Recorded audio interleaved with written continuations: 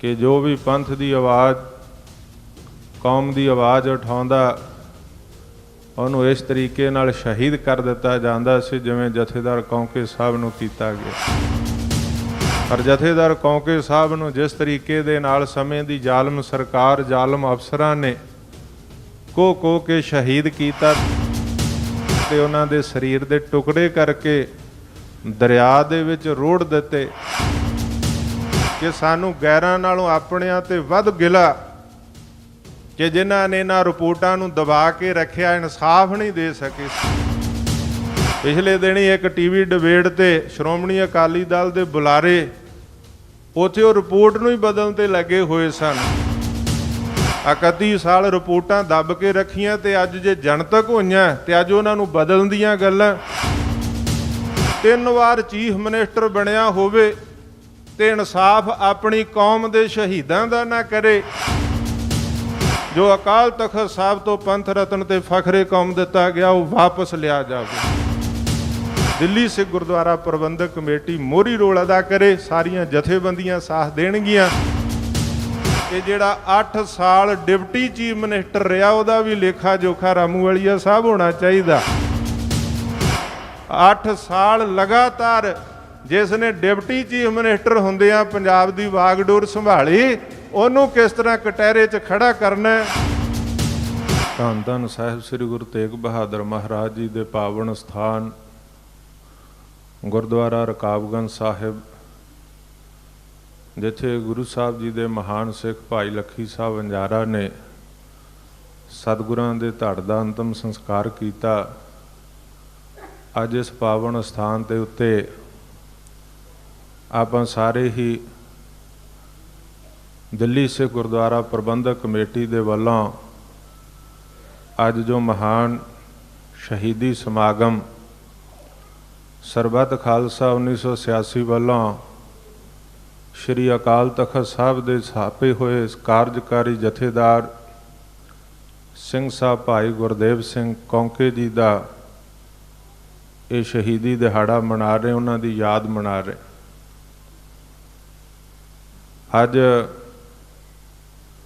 जथेदार भाई गुरदेव सिंह जी कौंके नूं 31 साल बाद उस रूप में याद कर रहा है जिस रूप में मैं समझदा अज तो 31 साल पहला याद किया जाना चाहिए सी। पर उस वेले दिल्ली की जालम सरकार और दिल्ली की जालम सरकार वालों पंजाब की बनाई हुई जालम सरकार जिहड़ी केवल 2-4% वोटां लैके पंजाब च बनी सी, उसका तशद्दद का दौर इन्ना सी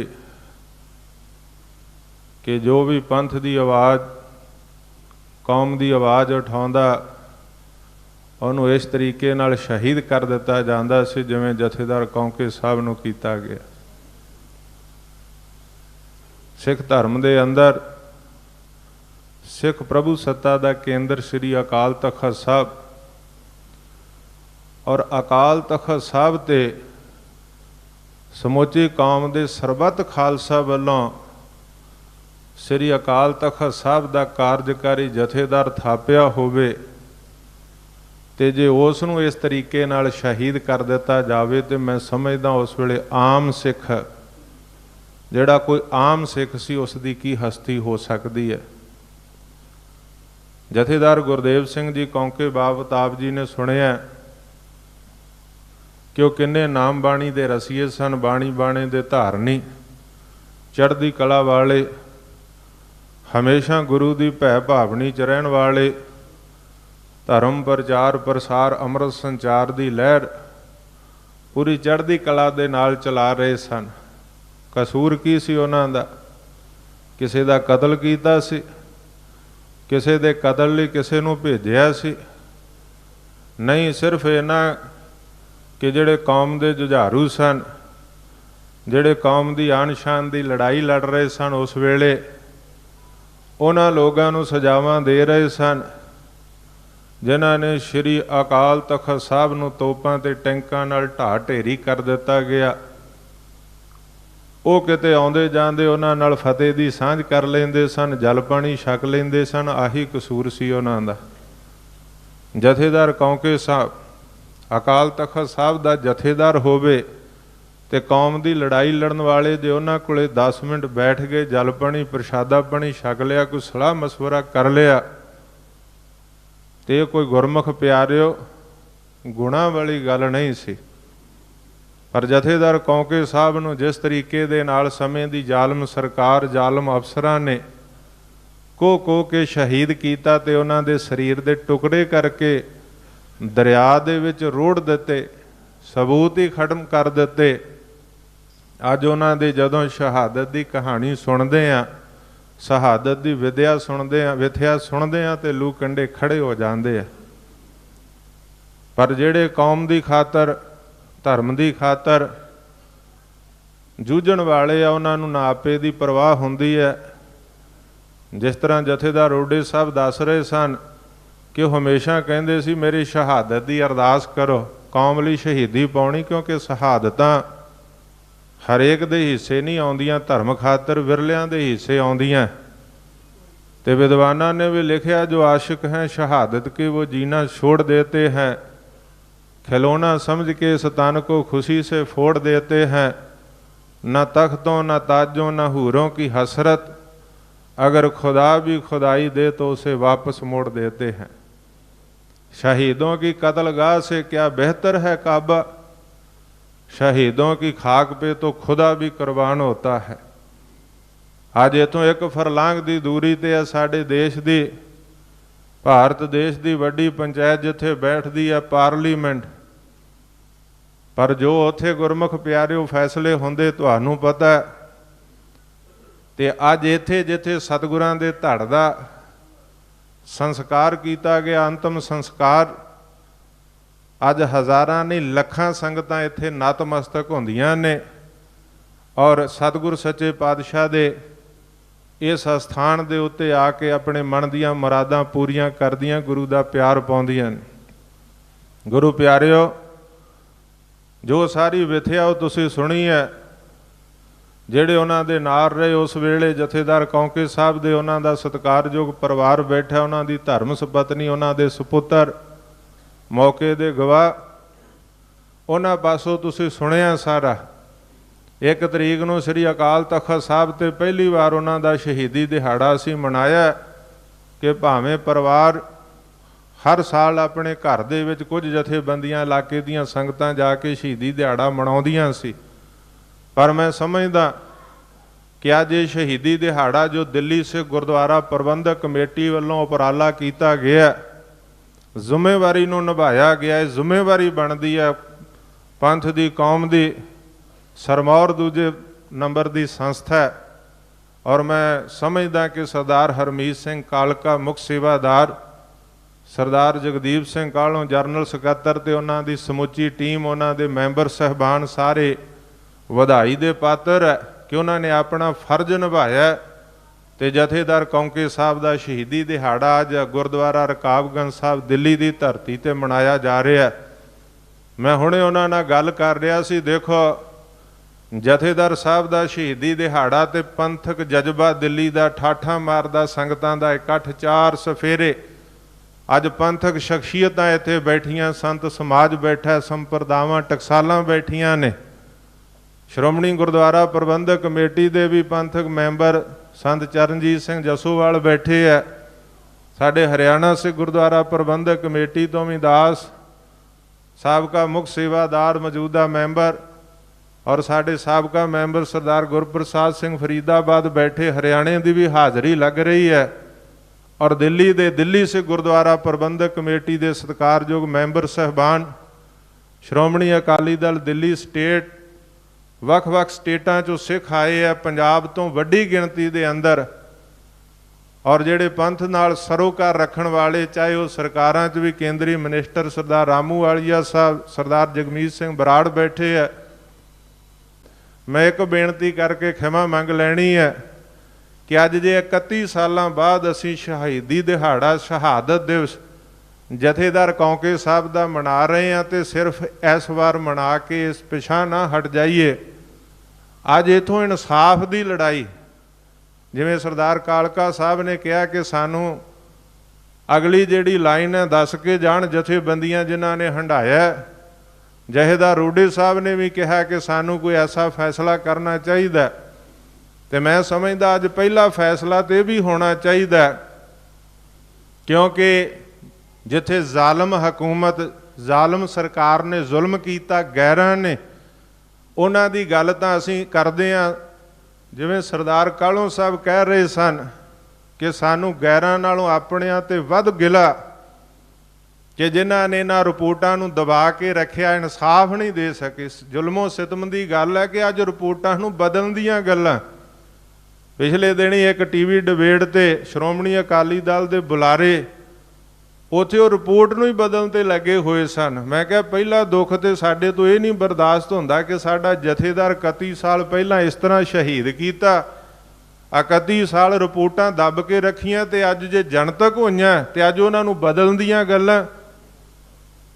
ਮੈਂ ਕਹਿਣਾ ਚਾਹੁੰਦਾ ਜਿੰਨੀਆਂ ਜਥੇਬੰਦੀਆਂ ਆਈਆਂ ਇਹਨਾਂ ਤਾਂ ਸ਼੍ਰੀ ਅਕਾਲ ਤਖਤ ਸਾਹਿਬ ਤੇ 1 ਤਰੀਕ ਨੂੰ ਇੱਕ ਲਿਖਤੀ ਪੱਤਰ ਜਥੇਦਾਰ ਅਕਾਲ ਤਖਤ ਸਾਹਿਬ ਨੂੰ ਵੀ ਦਿੱਤਾ, ਪਰ ਮੈਂ ਵੇਖ ਰਿਹਾ ਸੀ ਕਿ ਵਿਦੇਸ਼ਾਂ ਦੇ ਵਿੱਚੋਂ ਹੀ ਅੱਜ ਜਦੋਂ ਮੈਂ ਗੁਰਦੁਆਰਾ ਦਾਦੂ ਸਾਹਿਬ ਤੋਂ ਚੱਲ ਕੇ ਇੱਥੇ ਸਵੇਰ ਪਹੁੰਚਿਆ, ਰਸਤੇ 'ਚ ਮੈਂ ਸੋਸ਼ਲ ਮੀਡੀਆ ਵੇਖਿਆ ਤੇ ਉੱਥੇ ਗੁਰੂ ਨਾਨਕ ਗੁਰਦੁਆਰਾ ਸਮੈਦਕ ਇੰਗਲੈਂਡ UK ਦੀ ਧਰਤੀ ਤੋਂ ਉੱਥੇ ਦੀ ਕਮੇਟੀ ਨੇ ਮਤਾ ਪਾ ਕੇ ਜਥੇਦਾਰ ਅਕਾਲ ਤਖਤ ਨੂੰ ਭੇਜਿਆ, ਤੇ ਹੋਰ ਬਹੁਤ ਸਾਰੀਆਂ ਕਮੇਟੀਆਂ ਵਿਦੇਸ਼ਾਂ ਦੇ ਵਿੱਚੋਂ। ਉਹ ਮਤਾ ਕੀ ਸੀ ਜਿਹੜਾ 1 ਤਰੀਕ ਨੂੰ ਜਥੇਬੰਦੀਆਂ ਨੇ ਸ਼੍ਰੀ ਅਕਾਲ ਤਖਤ ਸਾਹਿਬ ਤੇ ਪਾਇਆ, ਜਥੇਦਾਰ ਰੋਡੇ ਸਾਹਿਬ ਦੀ ਅਗਵਾਈ 'ਚ ਦਿੱਤਾ। ਮੈਂ ਸਮਝਦਾ ਵੈਸੇ ਵੱਡੀ ਗੱਲ ਹੁੰਦੀ ਹੈ ਦੇਸ਼ ਵਿਦੇਸ਼ 'ਚੋਂ ਕੋਈ ਇੱਕ ਇਲਾਕੇ ਦੀ ਗੁਰਦੁਆਰਾ ਕਮੇਟੀ ਵੀ ਇਸ ਤਰ੍ਹਾਂ ਲਿਖ ਕੇ ਦੇ, ਪਰ ਜੇ ਪੰਥ ਦੀ ਸਰਮੌਰ ਸੰਸਥਾ ਲਿਖ ਕੇ ਦੇ ਤੇ ਉਹਦਾ ਬਹੁਤ ਵੱਡਾ ਅਰਥ ਹੁੰਦਾ ਹੈ। ਮੈਂ ਸਮਝਦਾ ਕਿ ਅੱਜ ਦਿੱਲੀ ਸਿੱਖ ਗੁਰਦੁਆਰਾ ਪ੍ਰਬੰਧਕ ਕਮੇਟੀ ਨੂੰ ਵੀ ਇੱਕ ਮਤਾ ਪਾ ਕੇ ਜਥੇਦਾਰ ਅਕਾਲ ਤਖਤ ਸਾਹਿਬ ਨੂੰ ਦੇਣਾ ਚਾਹੀਦਾ ਕਿ ਜਿਨ੍ਹਾਂ ਲੋਕਾਂ ਨੇ ਇਸ ਕਤਲ ਤੋਂ ਬਾਅਦ ਜੋ ਜਥੇਦਾਰ ਦਾ ਕਤਲ ਕੀਤਾ ਗਿਆ, ਹੋਰ ਬਹੁਤ ਸਾਰੇ ਕਤਲ ਕੀਤੇ ਗਏ, ਇਹਨਾਂ ਰਿਪੋਰਟਾਂ ਨੂੰ ਦਬਾ ਕੇ ਰੱਖਿਆ, ਇਨਸਾਫ ਨਹੀਂ ਦਿੱਤਾ। 3 ਵਾਰ ਦੀ ਸਰਕਾਰ, ਇਹ 1993 'ਚ ਜਥੇਦਾਰ ਸਾਹਿਬ ਦੀ ਸ਼ਹਾਦਤ ਹੋਈ, ਉਸ ਤੋਂ ਬਾਅਦ 97 'ਚ ਸਰਕਾਰ, 2 ਵਾਰ ਫਿਰ ਬਾਅਦ ਵਿੱਚ ਸਰਕਾਰ, 3 ਵਾਰ ਚੀਫ ਮਿਨਿਸਟਰ ਬਣਿਆ ਹੋਵੇ ਤੇ ਇਨਸਾਫ ਆਪਣੀ ਕੌਮ ਦੇ ਸ਼ਹੀਦਾਂ ਦਾ ਨਾ ਕਰੇ, ਤਾਂ ਮੈਂ ਸਮਝਦਾ ਅੱਜ ਦਿੱਲੀ ਸਿੱਖ ਗੁਰਦੁਆਰਾ ਪ੍ਰਬੰਧਕ ਕਮੇਟੀ ਨੂੰ ਵੀ ਇੱਕ ਮਤਾ ਪਾ ਕੇ ਜਥੇਦਾਰ ਅਕਾਲ ਤਖਤ ਸਾਹਿਬ ਨੂੰ ਦੇਣਾ ਚਾਹੀਦਾ ਕਿ ਉਸ ਸ਼ਖਸ ਦੇ ਕੋਲੋਂ ਜੋ ਅਕਾਲ ਤਖਤ ਸਾਹਿਬ ਤੋਂ ਪੰਥ ਰਤਨ ਤੇ ਫਖਰੇ ਕੌਮ ਦਿੱਤਾ ਗਿਆ ਉਹ ਵਾਪਸ ਲਿਆ ਜਾਵੇ। ਜੇ ਸਾਰੀ ਸੰਗਤ ਸਹਿਮਤ ਆ ਤੇ ਮੈਂ ਸਮਝਦਾ ਚੜ੍ਹਦੀ ਕਲਾ ਦੇ ਜਕਾਰੇ ਨਾਲ ਆਪਾਂ ਦਿੱਲੀ ਸਿੱਖ ਗੁਰਦੁਆਰਾ ਪ੍ਰਬੰਧਕ ਕਮੇਟੀ ਨੂੰ ਅਪੀਲ ਕਰਦੇ ਹਾਂ, ਔਰ ਦਿੱਲੀ ਸਿੱਖ ਗੁਰਦੁਆਰਾ ਪ੍ਰਬੰਧਕ ਕਮੇਟੀ ਜਿੱਥੇ ਜਥੇਦਾਰ ਸਾਹਿਬ ਦਾ ਸ਼ਹੀਦੀ ਦਿਹਾੜਾ ਮਨਾ ਰਹੀ ਹੈ, ਉੱਥੇ ਲਿਖਤੀ ਤੌਰ ਤੇ ਜ਼ਰੂਰ ਜਥੇਦਾਰ ਅਕਾਲ ਤਖਤ ਸਾਹਿਬ ਨੂੰ ਮਤਾ ਪਾ ਕੇ ਭੇਜੇ ਕਿ ਪੰਥ ਰਤਨ ਤੇ ਫਖਰੇ ਕੌਮ ਉਸ ਸ਼ਖਸ ਦੇ ਕੋਲੋਂ ਵਾਪਸ ਲਿਆ ਜਾਵੇ ਜਿਹਨੇ 3 ਵਾਰ ਸਰਕਾਰ ਹੰਢਾਈ ਹੋਵੇ ਜਥੇਦਾਰ ਸਾਹਿਬ ਦੀ ਸ਼ਹਾਦਤ ਤੋਂ ਬਾਅਦ, ਤੇ ਇਨਸਾਫ ਨਾ ਦਿੱਤਾ ਹੋਵੇ, ਰਿਪੋਰਟਾਂ ਨੂੰ ਦਬਾ ਕੇ ਰੱਖਿਆ। ਤੇ ਜਿਵੇਂ ਜਥੇਦਾਰ ਰੋਡੇ ਸਾਹਿਬ ਦੱਸ ਰਹੇ ਸੀ, ਜੇਕਰ ਉਹਨਾਂ ਨੂੰ ਪੰਥ ਦਾ ਡੈਪੂਟੇਸ਼ਨ ਮਿਲਿਆ, ਵਫਦ ਮਿਲਿਆ, ਤੇ ਅੱਗੋਂ ਆਖਿਆ ਜੀ ਪੁਰਾਣੀਆਂ ਗੱਲਾਂ ਛੱਡੋ, ਕਿਉਂ ਖਰੀਂਡ ਪੱਟਦੇ ਹੋ, ਕਿਉਂ ਗੜੇ ਮੁਰਦੇ ਅਖਾੜਦੇ ਹੋ, ਅਗਾਂਹ ਦੀ ਗੱਲ ਕਰੋ। ਇਸ ਤਰ੍ਹਾਂ ਕਹਿ ਕੇ ਜਥੇਦਾਰ ਸਾਹਿਬ ਦੀ ਸ਼ਹਾਦਤ ਨੂੰ ਰੋਲਣ ਦਾ ਯਤਨ ਕੀਤਾ ਹੋਵੇ, ਉਹ ਪੰਥ ਰਤਨ ਤੇ ਫਖਰੇ ਕੌਮ ਦਾ ਹੱਕਦਾਰ ਨਹੀਂ ਹੈ। ਮੈਂ ਜਕਾਰਾ ਛੱਡੂੰਗਾ, ਸਾਰੇ ਸਹਿਮਤੀ ਦਿਓ, ਬੋਲੇ ਸੋ ਨਿਹਾਲ, ਸਤਿ ਸ੍ਰੀ ਅਕਾਲ। ਇਹ ਅੱਜ ਦਾ ਇਕੱਠ ਜਿਹੜਾ ਮੈਂ ਸਮਝਦਾ ਕਿ ਇਹ ਮਤਾ ਪਾ ਕੇ ਵੀ ਦਿੱਲੀ ਸਿੱਖ ਗੁਰਦੁਆਰਾ ਪ੍ਰਬੰਧਕ ਕਮੇਟੀ ਜਿਹੜੀ ਆ ਉਹ ਦਵੇ, ਕਿਉਂਕਿ ਸਾਨੂੰ ਗਿਲਾ ਉਹਨਾਂ ਤੇ ਜ਼ਿਆਦਾ, ਜਿਵੇਂ ਕਾਲੋਂ ਸਾਹਿਬ ਕਹਿ ਰਹੇ ਸੀ ਕਿ ਲੋਕਾਂ ਦੇ ਪੱਥਰਾਂ ਦੀ ਸਾਨੂੰ ਦਰਦ ਰਤਾ ਨਾ ਹੋਈ, ਮਿੱਤਰਾਂ ਨੇ ਫੁੱਲ ਮਾਰਿਆ, ਸਾਡੀ ਰੂਹ ਅੰਬਰਾਂ ਤੱਕ ਰੋਈ। ਜਿਹੜਾ ਕੌਮ ਦਾ ਨੁਕਸਾਨ ਕਿਉਂਕਿ ਦੁਸ਼ਮਣ ਕਰੇ ਤਾਂ ਸਮਝ ਆਉਂਦਾ, ਜਿਹੜਾ ਆਪਣਿਆਂ ਨੇ ਨੁਕਸਾਨ ਕੀਤਾ ਗੁਰਮੁਖ ਪਿਆਰਿਓ ਦਾ ਲੇਖਾ ਜੋਖਾ ਵੀ ਕਰਨਾ ਬਣਦਾ। ਕਿਸੇ ਵਿਦਵਾਨ ਨੇ ਬੜੀਆਂ ਸੋਹਣੀਆਂ 4 ਲਾਈਨਾਂ ਲਿਖੀਆਂ ਨੇ ਉਹ ਕਹਿੰਦਾ ਰੁੱਖ ਰੋਪਿਆ ਕੁਹਾੜੇ ਵਿੱਚ ਵੇਖ ਦਸਤਾ। ਮੈਂ ਅਕਸਰ ਗੁਰਦੁਆਰਾ ਬੰਗਲਾ ਸਾਹਿਬ, ਗੁਰਦੁਆਰਾ ਸੀਸਗੰਜ ਸਾਹਿਬ ਦੀ ਸਟੇਜ ਤੋਂ ਸਾਂਝੇ ਕਰਦਾ ਹੁੰਨਾ ਬਚਨ ਇਹ ਸੁਬਾਹ ਦੀ ਕਥਾ ਦੇ ਵਿੱਚ। ਅੱਜ ਇਸ ਸ਼ਹੀਦੀ ਸਮਾਗਮ ਵਿੱਚ ਵੀ ਤੁਹਾਡੇ ਨਾਲ ਸਾਂਝੇ ਕਰ ਲਵਾਂ। ਦੁਨੀਆ ਦੇਖ ਰਹੀ ਆ ਲਾਈਵ ਟੈਲੀਕਾਸਟ ਦੇ ਰਾਹੀਂ ਪੂਰੇ ਸੰਸਾਰ ਵਿੱਚ ਅੱਜ ਦਾ ਇਹ ਸ਼ਹੀਦੀ ਸਮਾਗਮ ਜਾ ਰਿਹਾ। ਵਿਦਵਾਨ ਕਹਿੰਦਾ ਰੁੱਖ ਰੋਪਿਆ ਕੁਹਾੜੇ ਵਿੱਚ ਵੇਖ ਦਸਤਾ, ਟੱਕ ਜੜ੍ਹਾਂ ਨੂੰ ਲਾਇਆ ਤੇ ਆਪਣੇ ਨੇ, ਮੁਰਦਾ ਰੋਪਿਆ ਦਗੇ ਦੀ ਦੇਖ ਦੁਨੀਆ, ਲਾਂਬੂ ਚਿਖਾ ਨੂੰ ਲਾਇਆ ਤੇ ਆਪਣੇ ਨੇ, ਬੁਲਬੁਲ ਰੋਪ ਹੀ ਮਾਲਣ ਹੱਥ ਦੇਖ ਸੂਈ, ਸ਼ੇਕ ਫੁੱਲਾਂ ਵਿੱਚ ਪਾਇਆ ਤੇ ਆਪਣੇ ਨੇ, ਕਲਗੀ ਧਰ ਦੇ ਜਿਗਰ ਦੇ ਲਖਤਿਆਂ ਨੂੰ ਨੀਹਾਂ ਵਿੱਚ ਚਿਣਾਇਆ ਤੇ ਆਪਣੇ ਨੇ।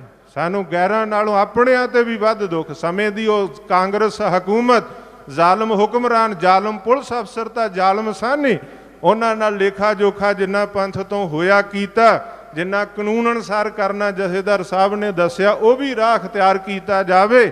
ਪਰ ਜਿਹੜਾ ਆਪਣਿਆਂ ਨੇ ਨੁਕਸਾਨ ਕੀਤਾ, ਜਿਹੜਾ ਪੰਥ ਰਤਨ ਤੇ ਫਖਰੇ ਕੌਮ, ਉਹ ਵਾਪਸ ਲਿਆ ਜਾਵੇ। ਤੇ ਜਿਹੜਾ 8 ਸਾਲ ਡਿਪਟੀ ਚੀਫ ਮਿਨਿਸਟਰ ਰਿਹਾ, ਉਹਦਾ ਵੀ ਲੇਖਾ ਜੋਖਾ ਰਾਮੂਵਾਲੀਆ ਸਾਹਿਬ ਹੋਣਾ ਚਾਹੀਦਾ। 8 ਸਾਲ ਲਗਾਤਾਰ ਜਿਸ ਨੇ ਡਿਪਟੀ ਚੀਫ ਮਿਨਿਸਟਰ ਹੁੰਦਿਆਂ ਪੰਜਾਬ ਦੀ ਵਾਗਡੋਰ ਸੰਭਾਲੀ, ਉਹਨੂੰ ਕਿਸ ਤਰ੍ਹਾਂ ਕਟਹਿਰੇ 'ਚ ਖੜਾ ਕਰਨਾ। ਹੋਮ ਮਿਨਿਸਟਰ ਵੀ ਡਿਪਟੀ ਚੀਫ ਮਿਨਿਸਟਰ ਵੀ ਸੀ ਤੇ ਹੋਮ ਮਿਨਿਸਟਰ ਵੀ ਮਹਿਕਮਾ ਜਿਸ ਦੇ ਕੋਲ ਸੀ ਸਰਦਾਰ ਸੁਖਬੀਰ ਸਿੰਘ ਬਾਦਲ। ਇਹ ਲੇਖਾ ਜੋਖਾ ਕਿਸ ਤਰ੍ਹਾਂ ਪੰਥ ਨੇ ਕਰਨਾ, ਕਿਸ ਤਰ੍ਹਾਂ ਉਹਨਾਂ ਨੂੰ ਵੀ ਧਾਰਮਿਕ ਕਟਹਿਰੇ 'ਚ ਖੜਾ ਕਰਨਾ, ਕਾਨੂੰਨੀ ਕਟਹਿਰੇ 'ਚ ਖੜਾ ਕਰਨਾ, ਇਹ ਪੰਥ ਦੀ ਜ਼ਿੰਮੇਵਾਰੀ ਬਣਦੀ ਹੈ। ਇਹ ਜਿਹੜੀਆਂ ਸ਼ਹਾਦਤਾਂ ਹੋਈਆਂ, ਜਥੇਦਾਰ ਖਾਲੜਾ ਸਾਹਿਬ ਨੇ 25,000 ਜਿਹੜੀਆਂ ਅਣਪਛਾਤੀਆਂ ਲਾਸ਼ਾਂ ਦਾ ਮਸਲਾ ਉਠਾਇਆ ਸੀ, ਗਿਣਤੀ ਤੇ ਬਹੁਤ ਵੱਡੀ ਹੈ। ਤਾਂ ਮੈਂ ਸਮਝਦਾ ਇੱਕ ਇੱਕ ਦਾ ਹਿਸਾਬ ਕਿਤਾਬ ਹੋਣਾ ਚਾਹੀਦਾ। ਪਰ ਦੁੱਖ ਦੀ ਗੱਲ, ਉਸ ਸਮੇਂ ਮੈਂ ਤਾਂ ਛੋਟਾ ਜਿਹਾ ਸੀਗਾ ਜਦੋਂ ਦਮਦਮੀ ਟਕਸਾਲ ਵਿੱਚ 99-90 ਦੀ ਗੱਲ ਦਾਖਲਾ ਲਿਆ, ਜਦੋਂ ਇਹ ਦੌਰ ਸਿਖਰ ਤੇ ਸੀ ਸਿੱਖਾਂ ਦੇ ਕਤਲੇਆਮ ਦਾ। ਮੈਂ ਸਮਝਦਾ ਅਸੀਂ ਇਸ ਗੱਲ 'ਚ ਵੀ ਪਛੜੇ ਹਾਂ ਕਿ ਅਸੀਂ ਸਾਰੀ ਉਹਨਾਂ ਦੀ ਡਾਇਰੈਕਟਰੀ ਨਹੀਂ ਸਾਂਭ ਕੇ, ਉਹਨਾਂ ਦਾ ਨਾਂ ਪਤਾ ਨਹੀਂ। ਭਾਵੇਂ ਪਿਛਲੇ ਸਮੇਂ ਕੁਝ ਸਿੱਖਾਂ ਨੇ, ਕੁਝ ਜਥੇਬੰਦੀਆਂ ਨੇ ਉਪਰਾਲੇ ਕੀਤੇ, ਪਰ ਇਹ ਸ਼੍ਰੋਮਣੀ ਗੁਰਦੁਆਰਾ ਪ੍ਰਬੰਧਕ ਕਮੇਟੀ ਜੋ ਪੰਥ ਦੀ ਨੁਮਾਇੰਦਾ ਜਮਾਤ, ਉਹਦੀ ਜ਼ਿੰਮੇਵਾਰੀ ਬਣਦੀ ਸੀ ਕਿ ਜਿੰਨੇ ਵੀ 1978 1984 ਤੋਂ ਅੱਜ ਤੱਕ ਜਿਹੜੇ ਸਾਡੇ ਕੌਮ ਲਈ ਸ਼ਹੀਦ ਹੋਏ ਸਿੰਘ ਸਿੰਘਣੀਆਂ ਭੁਜੰਗੀ, ਉਹਨਾਂ ਦੀ ਇੱਕ ਲਿਸਟ ਬਣਾਈ ਜਾਂਦੀ। ਮੈਂ ਪਿਛਲੇ ਸਮੇਂ ਯੂਰਪ ਜਰਮਨ ਦੇ ਵਿੱਚ ਸੀ ਤਾਂ ਉੱਥੇ ਨਿਊਰਨਬਰਗ ਦੇ ਅੰਦਰ ਹਿਟਲਰ ਦਾ ਕਿਲਾ, ਤੇ ਮੈਂ ਉੱਥੇ ਦੇਖਿਆ ਜਿਹੜਾ 60,000 ਯਹੂਦੀਆਂ ਦੀ 60 ਲੱਖ ਯਹੂਦੀਆਂ ਦੀ ਗੱਲ ਕਰਦੇ ਆ। ਮੈਂ ਸਪੈਸ਼ਲ ਦੇਖਣ ਗਿਆ ਉਹ ਹਿਟਲਰ ਦਾ ਕਿਲਾ, ਤੇ ਉੱਥੇ 60 ਲੱਖ ਯਹੂਦੀਆਂ ਦੇ ਨਾਂ ਇੱਕ ਇੱਕ ਚਿੱਟ ਦੇ ਉੱਤੇ ਲਿਖ ਕੇ ਐ ਲੰਬਾ ਉਹਨਾਂ ਨੇ ਇੱਕ ਗੁਰਮੁਖ ਪਿਆਰਿਓ ਯੈਬ ਘਰ ਬਣਾਇਆ, ਉਹਦੇ ਅੰਦਰ ਤੇ 60 ਲੱਖ ਯਹੂਦੀਆਂ ਦੇ ਨਾਂ ਲਿਖ ਕੇ ਉਹਨਾਂ ਨੇ ਉੱਥੇ ਰੱਖੇ ਕਿ ਜਿਹੜੇ ਕਤਲੇਆਮ ਹੋਇਆ, ਜਿਨ੍ਹਾਂ ਦਾ ਜਿਹੜੇ ਕਤਲ ਹੋਏ, ਇੱਕ ਇੱਕ ਪਰਚੀ ਚੱਕੋ ਤੇ ਉਹਦੇ ਤੇ ਉਹਦਾ ਨਾਂ ਪਤਾ ਲਿਖਿਆ ਹੁੰਦਾ ਸੀ। ਅਸੀਂ ਜਿਹੜੇ ਸਾਡੀ ਕੌਮ ਲਈ ਸ਼ਹੀਦ ਹੋਏ ਆ ਜਿਹੜੇ ਪੁਰਾਣੇ ਸਮੇਂ ਦੇ ਅੰਦਰ ਤਾਂ ਕੁਝ ਇਤਿਹਾਸ 'ਚ ਨਾਂ ਮਿਲ ਜਾਂਦੇ, ਔਰ ਜਿਹੜੇ ਅਜੋਕੇ ਸਮੇਂ ਦੇ ਅੰਦਰ ਮੌਜੂਦਾ ਸ਼ਹੀਦ ਜਿਹੜੇ ਆ, ਉਹਨਾਂ ਦੇ ਨਾਂ ਪਤੇ ਨਹੀਂ ਸਾਂਭ ਸਕੇ, ਤੇ ਉਹਨਾਂ ਨੂੰ ਵੀ ਸੰਭਾਲਿਆ ਜਾਵੇ।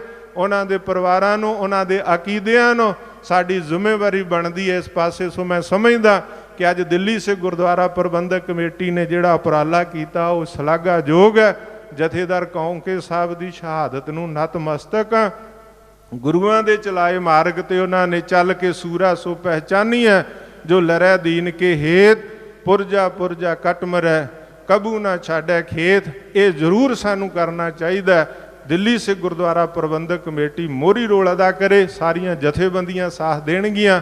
ਇਨਸਾਫ ਦੀ ਲੜਾਈ ਨੂੰ ਅੱਗੇ ਫੈਸਲਾਕੁਨ ਤਰੀਕੇ ਦੇ ਨਾਲ, ਯੋਜਨਾਬੱਧ ਤਰੀਕੇ ਦੇ ਨਾਲ ਅੱਗੇ ਲੜਿਆ ਜਾਵੇ।